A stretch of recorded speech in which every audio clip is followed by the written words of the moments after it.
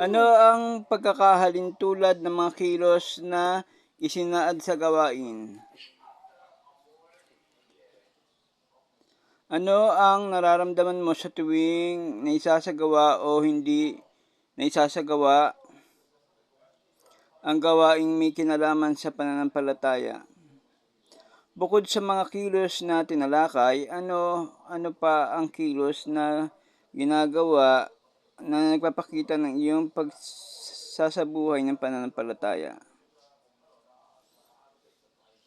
Huwag mong drawing yan. Ano?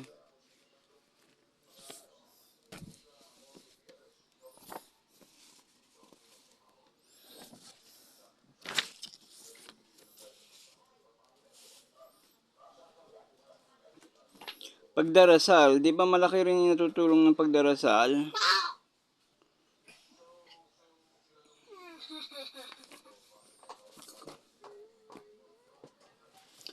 Pag sinabing pananampalataya, ano to? Ang mabuting epekto ng pananampalataya. Kapag ang mabuting epekto nito, yung hindi tayo nagkakasakit, lagi tayong may pagkain sa araw-araw, kumakain tayo ng 3 beses isang araw, hindi tayo nangungutang. Mga epekto ng pananampalataya, yung may takot tayo sa Diyos, hindi tayo napapahamak. Ang pananampalataya ay gumagabay sa ating nabigyan ng pagpapahalaga sa pamilya at kapwa. Kung tayo'y patuloy na nagdarasal, tumitibay ang ating pananampalataya o ugnayan natin sa Diyos.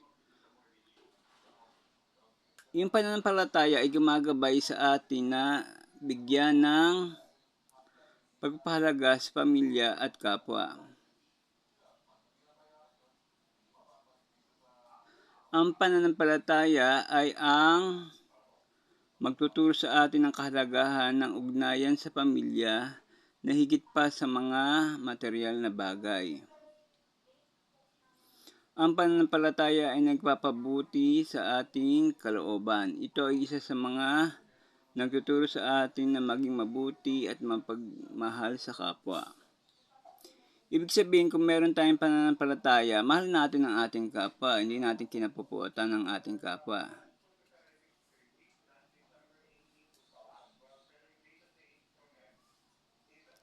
Naisa sa buhay natin yung ating pananampalataya sa pamamagitan ng pagdarasal, pagkikinig sa mga misa o dalanginan. Pinapakita ko ang pagmamahal at paggalang sa aking mga magulang.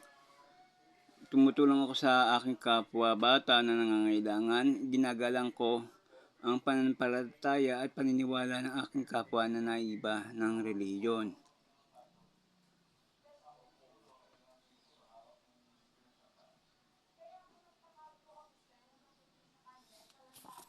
Ano?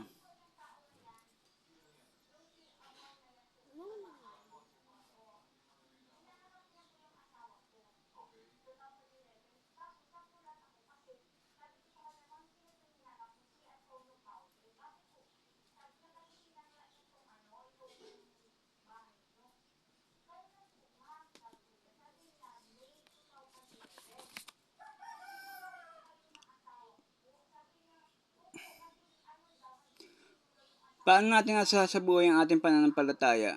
Sa pamamagitan ng pagdarasal, pakikinig, tuwing may misa. Ang pananampalataya ay nagbubuklod sa pamilya. Ang pananampalataya ay isa sa mga nagbibigay kahulugan sa ating buhay. Ibig sabihin, kaya nandito pa yung pamilya natin dahil buong ating pananampalataya sa Diyos. Nagdarasal ka ba tuwing gabi? Anong pinagdarasal mo? Yung walang trabaho mama mo, makatapos ka sa pag-aaral, di ba? Ano ang pananampalataya sa iyo, Paul?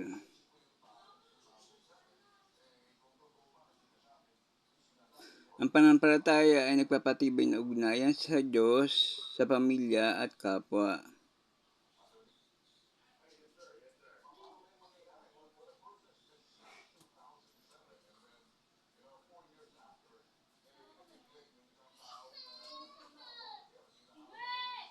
Kung wala yung ating kapwa, wala tayong ginagawa. Yung teacher natin, teacher mo, kapwa mo yon. Yung mga nagbabantay sa school, kapwa mo yon. Yung nagdadrive ng tricycle, pagsasakay ka, papasok ka sa school, kapwa mo yon.